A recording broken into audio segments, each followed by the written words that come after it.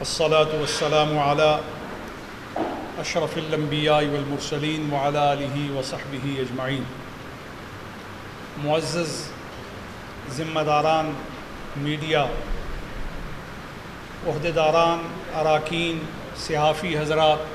Press club Faisal آباد، السلام علیکم ورحمۃ اللہ وبرکاتہ۔ آج میرا یہاں فیصل آباد آنا ہوا تو موجودہ عالم اسلام کے جو حالات ہیں ان کے تناظر میں، پاکستان کے معروضی حالات کے تناظر میں نے مناسب سمجھا کہ یہ موضوع نہیں ہوگا کہ میں فیصل آباد آؤں اور اپنے صحافی برادری کے احباب سے ملاقات کیے بغیر اور ان سے موجودہ حالات کے تناظر میں میری دانست میں، میرے فہم میں جو باتیں موجود ہیں وہ آپ کے قلم کے ذریعے اور صحافت کے ذرائع اور اسباب کے ذریعے اپنی قوم تک نہ پہنچاؤں۔ چند اہم امور جن کو میں آج کی پریس کانفرنس کا حصہ کر رہا ہوں، اس کا سب سے پہلا جز ملک فلسطین سے تعلق رکھتا ہے۔ موجودہ حالات میں فلسطین کے حوالے سے پاکستانی قوم، پاکستان کی حکومت، پاکستان کے مذہبی اور روحانی اور معاشرتی اور سماجی طبقات اپنے اس تاریخی موقف کو دہراتے ہیں جو ہمارا تقسیم ہند سے پہلے کا اور تقسیم ہند کے بعد کا موقف ہے، اور وہ آپ سب بطور مسلمان اپنے ذہن اور دل میں رکھتے ہیں کہ ہمارا مسلمانان ہند کا، مسلمانان پاکستان کا، مسلمانان بر صغیر کا فلسطین کے حوالے سے ایک دو ٹوک غیر مبہم اور واضح موقف ہے، اور وہ موقف یہ ہے کہ فلسطین مسلمانوں کا ہے اور فلسطین پر مسلمانوں کے سوا کسی اور کو حق نہیں ہے۔ اگر آپ تاریخ کو اٹھا کر کے دیکھیں تو جب فلسطین پر کسی بھی قوم نے حملہ کیا تو اس نے دیگر مذاہب کے لیے فلسطین میں عمل دخل کو ناممکن بنا دیا۔ بابل کی تہذیب سے جب بخت نظر نے اٹھ کر کے فلسطین پہ حملہ کیا اور اس کو تاراج کیا اور یہودیوں کو قتل کیا، اور ایک دن میں لاکھوں یہودی قتل کیے، اور پھر دوبارہ جب اس پہ حملہ کیا پھر کئی یہودی تحت کیے گئے، اور جن یہودیوں کو قیدی بنایا گیا انہی قیدیوں پر جس بستی کو آباد کیا گیا تھا اس کا نام تل اویو رکھا گیا تھا، اور ہیبرو میں تل اویو کہتے ہی قیدیوں کی بستی کو کہا جاتا ہے۔ لیکن جب حضرت فاروق اعظم رضی اللہ تعالیٰ عنہ نے ملک فلسطین کو عملداری خلافت میں شامل کیا تو آپ نے یہود کو وہاں برابر کے حقوق دینے کی جب بات کی تو یہ آن دا ریکارڈ میں آپ صحافیوں کے ذریعے اس کو قوم تک پہنچانا چاہتا ہوں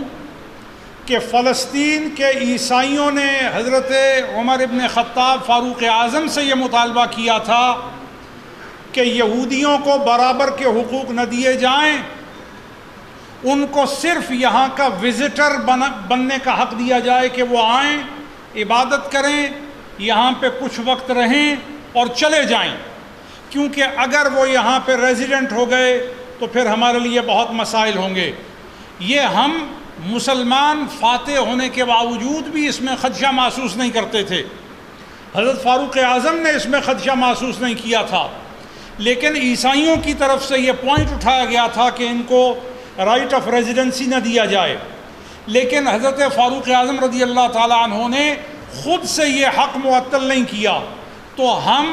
یہ مطالبہ کرتے ہیں کہ مسلمانان بر صغیر کا جو قدیمی موقف ہے ہم اس کی تجدید کرتے ہیں کہ فلسطین کو ایک آزاد ریاست کی صورت میں جلد سے جلد یقینی کیا جائے۔ دوسرا ہمارا یہ مطالبہ ہے کہ فلسطین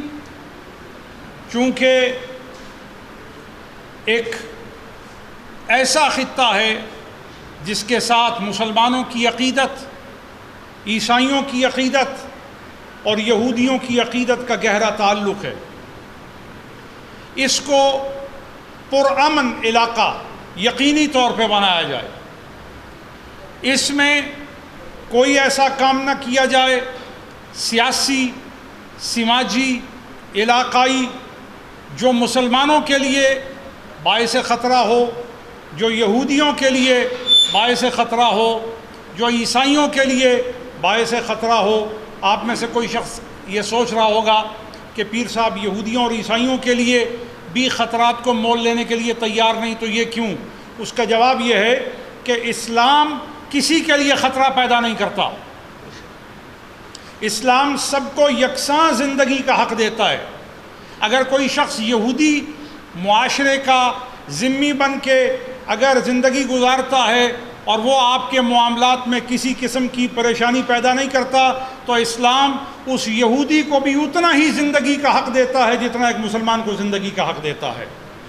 تو لہٰذا اس بنیادی تصور پر میرا یہ مطالبہ ہے کہ فلسطین ایک مقدس خطہ ہے اور اس خطے میں کوئی ایسا سیاسی، کوئی ایسا سماجی، کوئی ایسا معاشرتی قدم عالمی سطح پر نہ اٹھایا جائے، اور اقوام متحدہ اس کی یقین دہانی کرائے کہ اس میں مسلمانوں کے لیے، عیسائیوں کے لیے، یہودیوں کے لیے پرامن موقع رہنا چاہیے، تاکہ ہر ایک اپنی عبادت گاہ اور اپنے مقدسات تک پرامن طریقے سے رسائی بھی کر سکے، اور وہاں پر اپنے جو حقوق ہیں ان کو بھی بجا لانے میں کوئی خطرہ محسوس نہ کرے۔ اسی طرح میں آج کی اس فکری نشست میں یہ بات کہنا چاہوں گا کہ بطور پاکستانی میں اس نظریے کی اور اس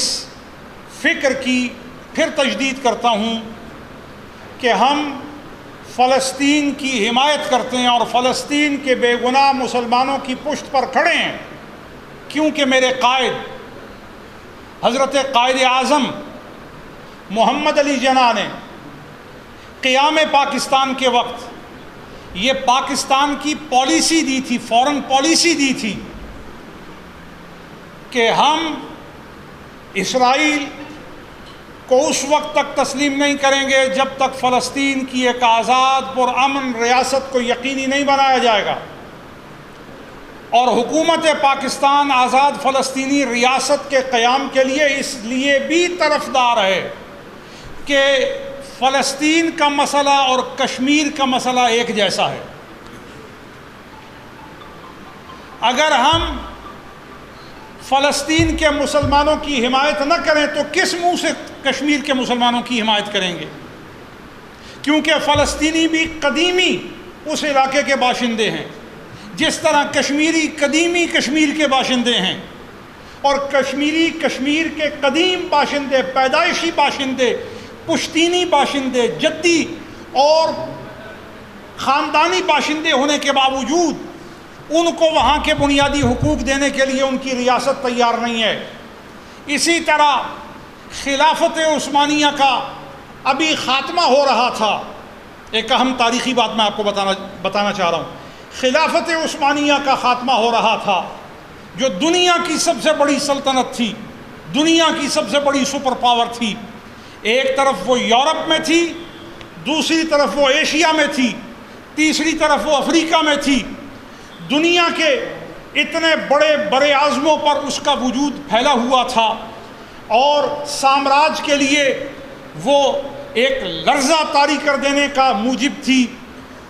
فلسطین بھی اس کا ایک شہر تھا، فلسطین بھی اس کا حصہ تھا۔ جب وہ زوال پذیر تھی، اس وقت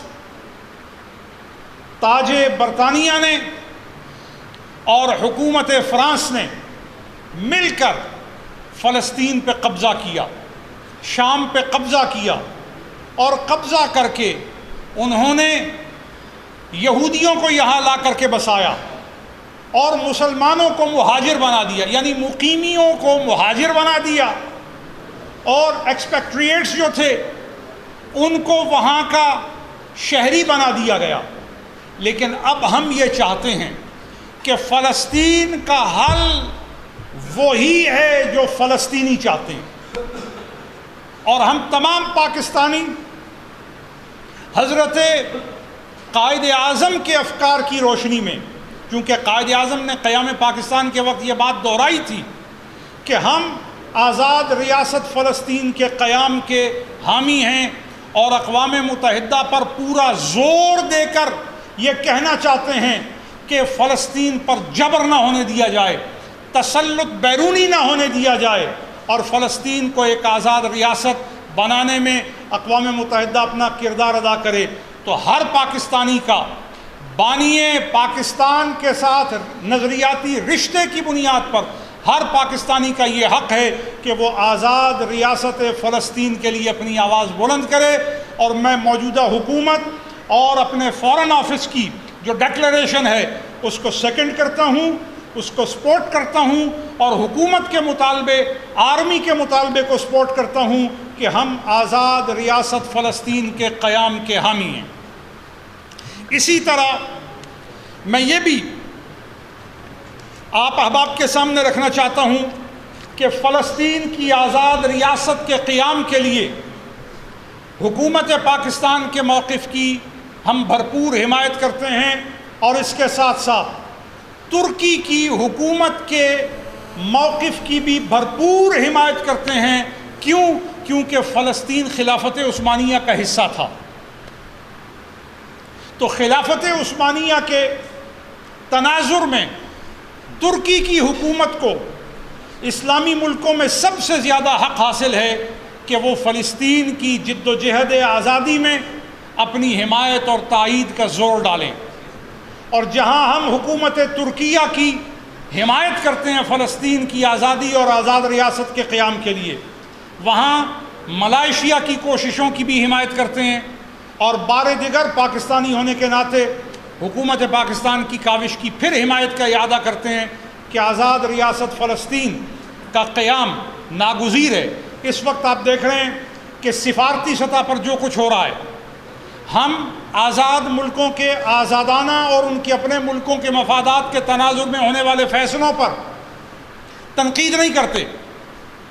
کون عرب ملک کس کے لیے کیا فیصلہ کرتا ہے؟ ہر ملک اپنے ملک کی ترقی اور بہتری کے لیے خود بہتر سمجھتا ہے کہ اسے کیا فیصلہ کرنا ہے، اور کس ملک کے ساتھ اسے دوستی کرنی ہے اور کس ملک کے ساتھ اسے دوستی نہیں کرنی۔ لیکن اس تناظر میں ہم یہ کہیں گے کہ ہمارے لیے بھی سب سے پہلی ترجیح یہ ہے کہ کوئی قوم اس وقت تک ہماری دوست نہیں ہو سکتی جب تک وہ فلسطینیوں کے جو حقوق ہیں ان کو تحفظ مہیا نہیں کرتی اور ان کی بحالی کی ذمہ داری میں پوری ذمہ داری کا ثبوت نہیں دیتی۔ ہم اس وقت تک کسی قوم کے ساتھ دوستی کا ہاتھ نہیں بڑھا سکتے۔ اسی طرح موجودہ حالات میں میں حکومت پاکستان کی دانش کا اور افواج پاکستان کی دانش کا کہ انہوں نے سعودی عرب کے ساتھ جس برادرانہ تعلق کو قائم رکھنے کے لیے اقدامات کیے ہیں، میں سعودی سفیر جو ہیں ہمارے اس وقت پاکستان میں نواف بن سعید المالکی، ان کی ڈپلومیٹک جو اٹیمپٹس ہیں اور سٹرگلز ہیں اس کے لیے ہیٹ آف ہے، اور ان کو میں مبارکباد پیش کرتا ہوں کہ انہوں نے پاکستان کے ساتھ سفارتی تعلقات میں ایک بے مثال کردار ادا کیا ہے، اور میں امید کرتا ہوں کہ حکومت مستقبل میں بھی اسی قسم کے جاندار فیصلے کرتی رہے گی۔ یہ تو عالمی تناظر میں بات تھی۔ اب دو تین باتیں ہمارے اپنے ملک کے حالات کے تناظر میں اور ہماری اپنی ضروریات کے تناظر میں کہنا ضروری ہیں۔ سب سے پہلی بات یہ ہے، جس میڈیا سے میں مخاطب ہوں اور آپ کے توسط سے قوم تک یہ پیغام پہنچا رہا ہوں، اس میڈیا کے مالکان کو میں ایک ملی بھائی ہونے کے ناطے ایک بات کہنا چاہتا ہوں۔ خدا را میڈیا پر آپ جو کچھ پیش کر رہے ہیں، پیش کرتے ہوئے یہ ضرور دیکھیے کہ ہم اپنی ثقافت کی قیمت پر بیرونی ثقافت تو نہیں خرید رہے.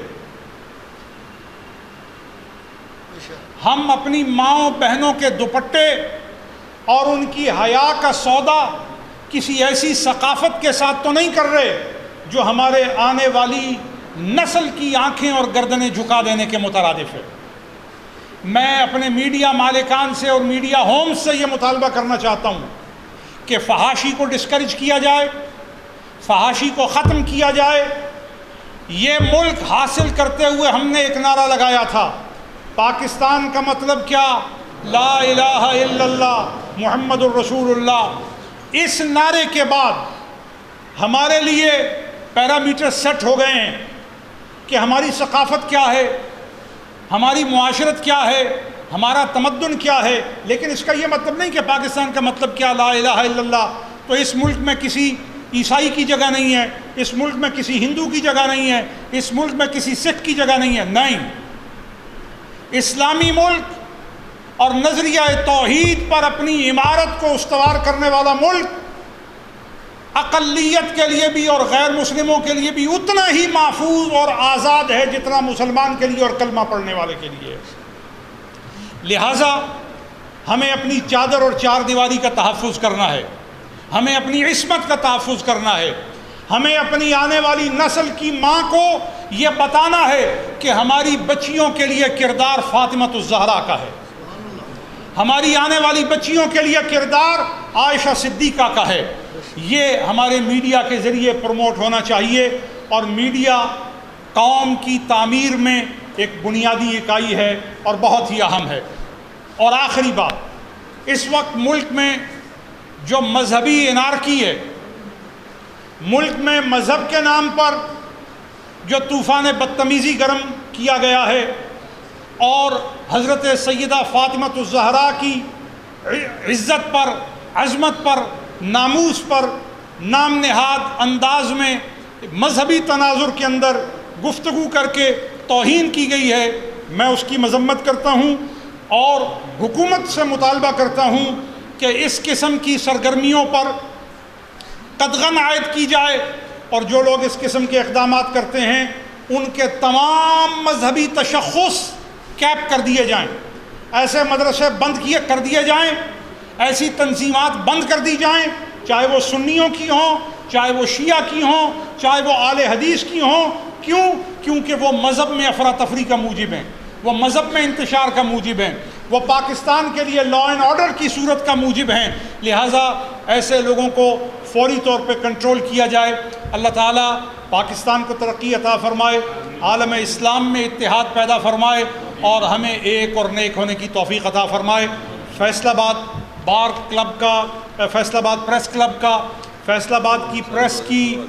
تمام انتظامیہ کا, صحافیوں کا شکریہ ادا کرتا ہوں کہ آپ نے وقت نکالا, میرے خیالات کو سنا, میری باتوں کو سنا. اللہ آپ کو اجر عظیم عطا فرمائے. اب آپ کے جو سوال ہوں میں ان کو خوشی سے لے کر کے ان کا جواب دینا پسند کروں گا. پاکستان کی ایک مذہبی اور اخلاقی وابستگی رہی ہے, خانہ کعبہ مدینہ منورہ, نجف ہے, کربلا ہے, اس حوالے سے خطہ مڈل ایسٹ جو ہے اس کے ساتھ رہی ہے ہمیشہ, ایمانی بھی, اخلاقی بھی, جذباتی بھی.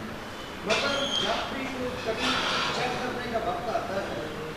تو فلسطینی لیڈر یاسر عرفات انڈیا کی طرف رجوع کرتا ہے,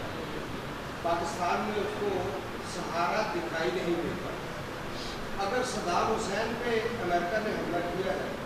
تو صدام حسین نے بھی پاکستان سے مدد لینے کی بجائے بھارت میں پناہ کو زیادہ بہتر جانا. اس کی کیا وجہ ہے کہ جس خطے کو ہم اپنی امان کا قرار سمجھتے ہیں اور قرار بھی دیتے ہیں, وہاں کے لوگ ہماری طرف توجہ دینے کی بجائے عالمی کفر کی طرف توجہ. میں یہ سمجھتا ہوں کہ جو ہمارے فارن آفس کی پریورٹیز تھیں اور فارن پالیسی تھی اس زمانے میں, جس کی طرف آپ کے سوالات ریفر کر رہے ہیں, اس زمانے میں ہماری خارجہ پالیسی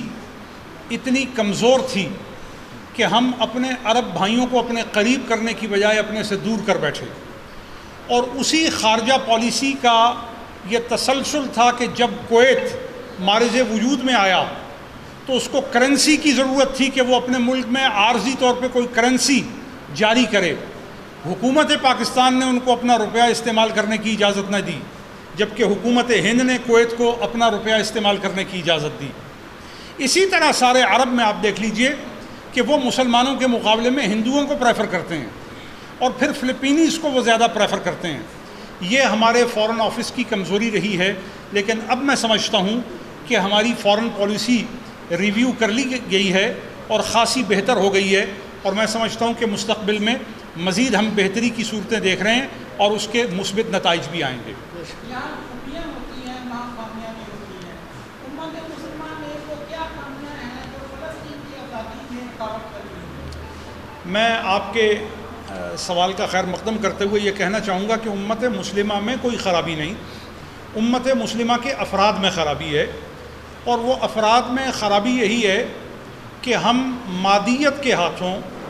اور دنیاوی تعیش کی وجہ سے اور سہولت تمدن کی وجہ سے غیر مسلم کے ہاتھوں بک جاتے ہیں اور اپنے بھائی کے خون کو اپنے منہ سے چوسنے لگتے ہیں. تو اگر ہم اسلامی اقدار کو عقائد کے ساتھ ساتھ اعمال میں بھی جگہ دیں تو پھر فلسطین کی آزادی میں کوئی دوری نہیں.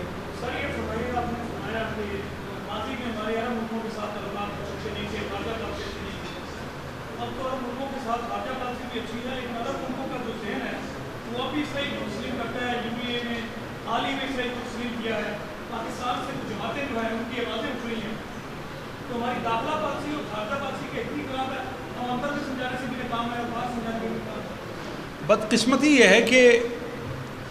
ہم جب بھی ریبٹل کرتے ہیں ڈومیسٹک لیول پہ یا انٹرنیشنل لیول پہ تو ہم جو نیشنل پالیسی ہوتی ہے اس کو ریفلیکٹ نہیں کرتے. اگر ہم ہر سطح پہ ایک قوم بن جائیں اور ایک آواز ہو کہ جب گورنمنٹ کے مائک سے کوئی میسج جائے تو لوکلی اور پبلکلی اور آرگنائزیشنلی بھی جب وہ آواز اٹھے تو اس میں ایک سیکوینس ہونا چاہیے. تو میں چاہتا ہوں کہ ہماری قوم اس سیکوینس کو قائم کرے.